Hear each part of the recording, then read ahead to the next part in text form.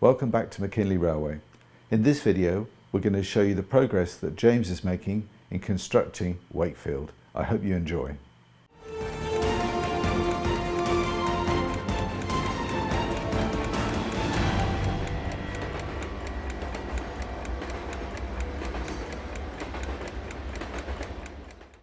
Hi, I'm James from James's Train Parts, and I'm down here at Model Railway Solutions where we're looking at the next step of the McKinley Railway. And where did all this start? Well, right here is the plan that was developed by the team, and this shows Wakefield and Halifax and the various industries and sidings that go with it, which we've covered in other videos.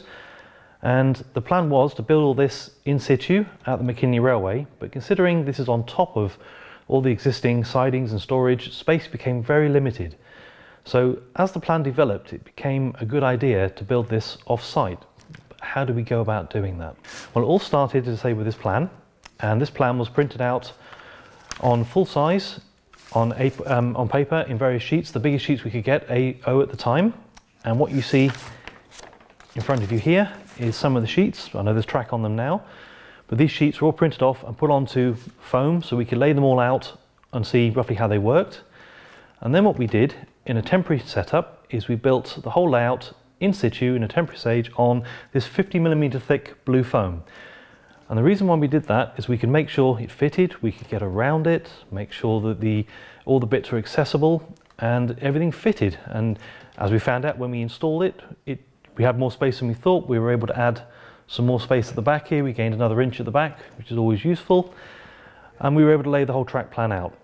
Next stage was to lay the track down and actually see if it actually worked. So once again, in a temporary stage, I came along and we started positioning all the track, and I found really useful, because we're on foam, we used these pins, which are fantastic. They allowed us to put the track whenever we wanted. We could move it, we could adjust it, and it was really simple. There was no having to glue anything. It all stayed nice and firm in place. And most of the track work went down where the lines were, where we wanted it, but we found we had to make some changes as we go. One of the major changes was the original track plan was done using medium radius points, but we wanted to use large radius points. We'll be pushing long freight trains in here with big locomotives, and also large radius points always look better. So we made some adjustments as we went. We had to trim some points down, slightly realign some things to make it all fit. And we got all the track laid in, and then we wired it up very simply so that it would work under DCC, and we could drive some shunting 08s up and down with some freight cars and freight wagons, and just see, did the plan really work?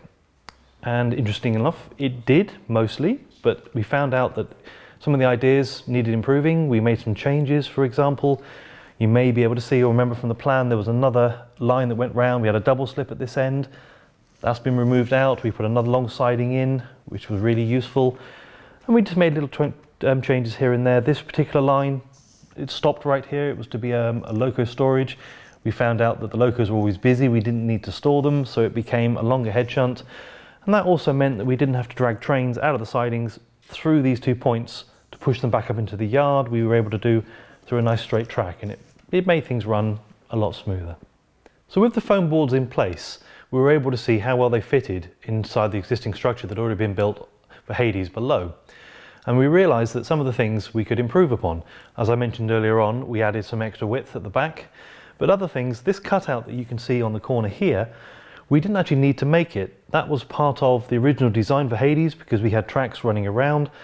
And because this is going to be scenic, there was no point in cutting it out, because we can use it to build infrastructure, houses, whatever needs to go to make the railway complete.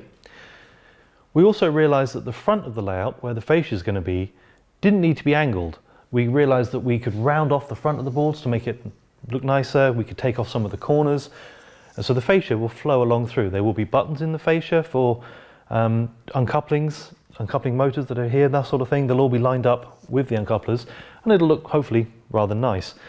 But we also realised when we were testing this, it takes 2 people roughly to run this yard, one person working one end, one the other. The main control panel is designed to be roughly alongside me here on the back scene. And it meant that both people were continually leaning over to push the buttons on the control panel.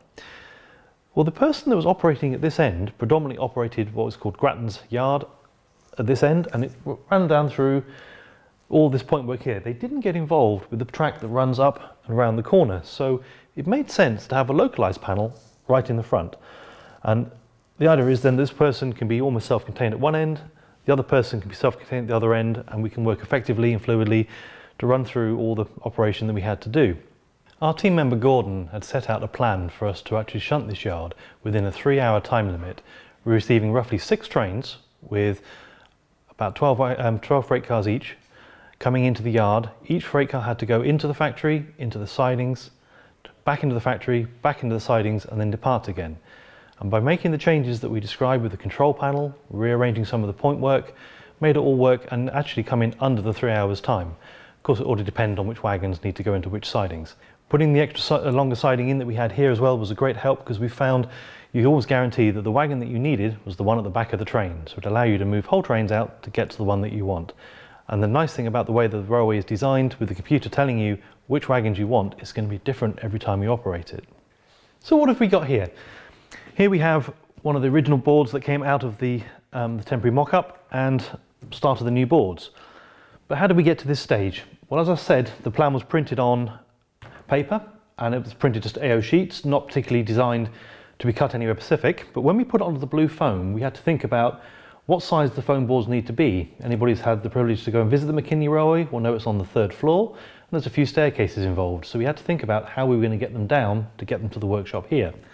This is one of the larger boards, and as you can see, it's wider at one end, thinner at this end, but it's manhandleable between 2 people down the staircases without removing balustrades and that sort of thing.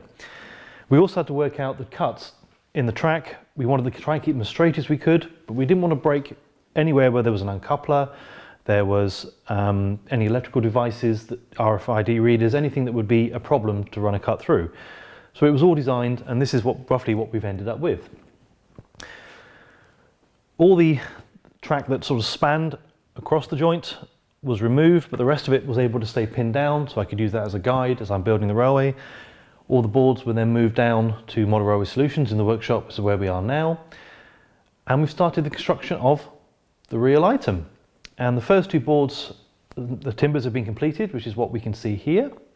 And these are all made out of birch, and we've got some laminated sections to form the nice curved features at the front that the boys at MRS have built here for us. And the rest of it is regular birch ply, and it's nice and heavy, but really, really strong, which is perfect for what you're doing and building when you're building a model railway. And what they've also done, as you can probably see, we've got the different levels here, and the team working here made sure that it was a perfect gradient to match the plan. We've got no undulations, so the train should run nice and smoothly when they do start running on this. So for the main build, started with laying the track, and everything's been laid down to the plan. The plan's been transferred across. We've obviously laid cork down, as you can see here. Some of the cork's going to get trimmed back to where we need to be. Other sections, like here, will be wider because we've got platforms going on here for the station.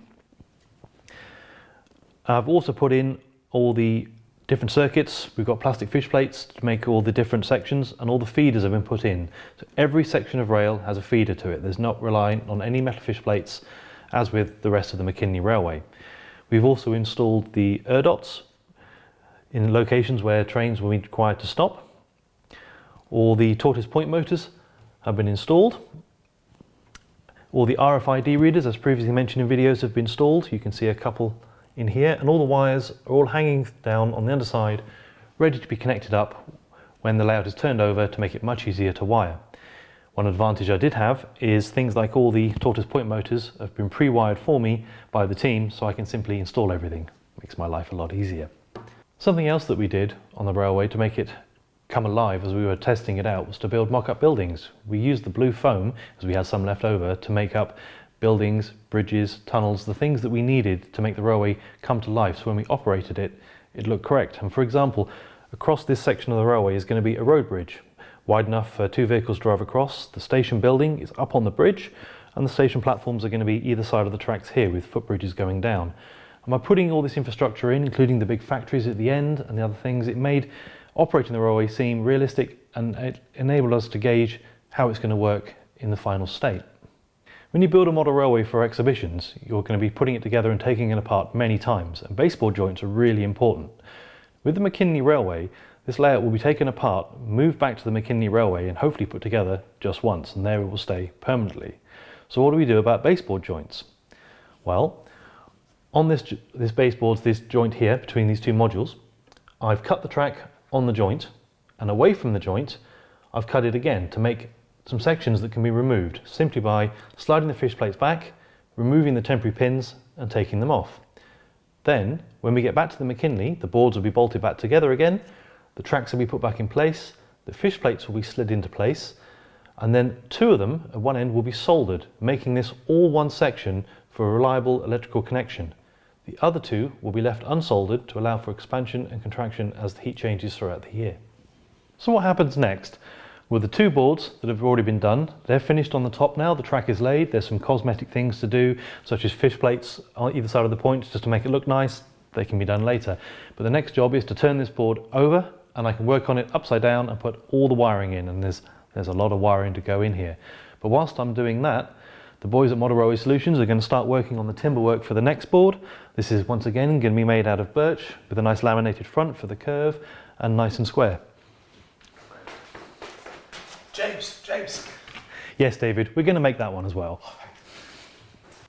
So it's a huge undertaking, but I'm really looking forward to seeing these two boards and the next two that come along being put into place at McKinley, and hopefully before long to be able to run some trains on them. I hope you enjoyed the progress that James has made. I'm very excited and I can't wait to see that in here when it's finished. I hope you enjoyed it. Thanks for watching.